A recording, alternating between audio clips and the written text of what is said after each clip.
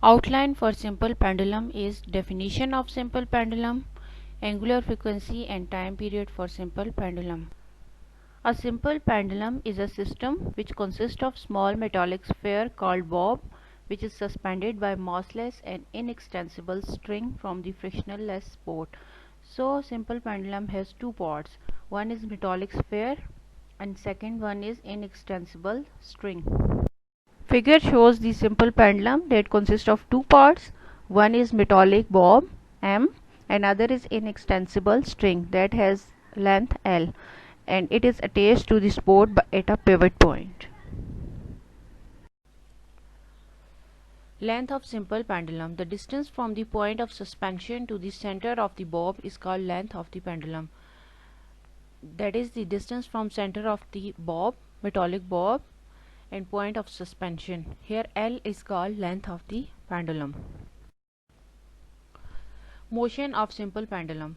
Simple pendulum consists of particle of mass m called bob of pendulum suspended from one end of untouchable massless string of length L that is fixed at the other end as shown in figure. One end is free and the other end is fixed. The bob is free to oscillate about mean position through the pendulum's pivot point. Let the bob is displaced from its mean position to extreme position x through small angle theta. Figure shows the simple pendulum that is displaced through small angle at extreme position. Here this one is extreme position and this is mean position. At extreme position, two forces are acting on the body. One is gravitational force acting vertically downward. Here this one is extreme position. One force is Fg that is acting vertically downward. Other is tension in the string. And second force is tension in the string. Tension is acting vertically upward while gravitational force is acting vertically downward. Now resolve the gravitational force Fg into two components, Fg sin theta and Fg cos theta. As there is no motion along the string, so T and Fg cos theta being equal and opposite will cancel each other.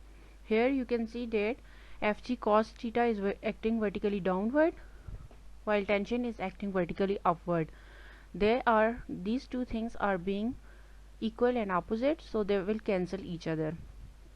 The only force responsible for bringing the body to its mean position, that is responsible for restoring torque, is Fg sin theta. So here Fg sin theta is only a force that is not balanced by any other force, so it is responsible for the motion of simple pendulum. Torque is represented by R cross F. Here R is equals to L and F is equals to Fg sin theta or mg sin theta. So we will get this equation. Here negative sign indicates that torque is restoring torque. As we can also represent torque as I alpha.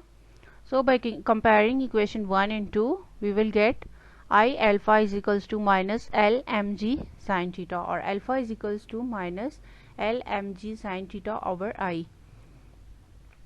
Here L mg over I are constant. For small angle, sin theta is nearly equal to theta, so alpha is directly proportional to minus theta. This equation tells us that angular acceleration of pendulum is proportional to the angular displacement but opposite in sign. Alpha is angular acceleration while theta is angular displacement. Now we are going to find expression for angular frequency of simple pendulum. As alpha is equals to minus L mg theta over I, for simple harmonic motion, acceleration is given as a is equals to omega square x. By comparing these two equations, we will get omega square is equals to mg L over I, and this will be the angular frequency for simple pendulum. We can find expression for time period as time period is given by t is equals to 2 pi by omega. After putting value of angular frequency over here, t is equals to 2 pi under root of mg L over I. Here I is called moment of inertia, that is given by I is equals to m r square. Here r is equals to L, so I is equals to ml square. By putting value of I, then we will get finally expression for time period of simple pendulum, that is equals to T is equals to 2 pi L over G. This relation gave us the time period for simple pendulum, which depends upon length of pendulum and value of G. But the time period is independent of mass of the bob. As long as the oscillations are small, the time period is independent of amplitude of oscillation.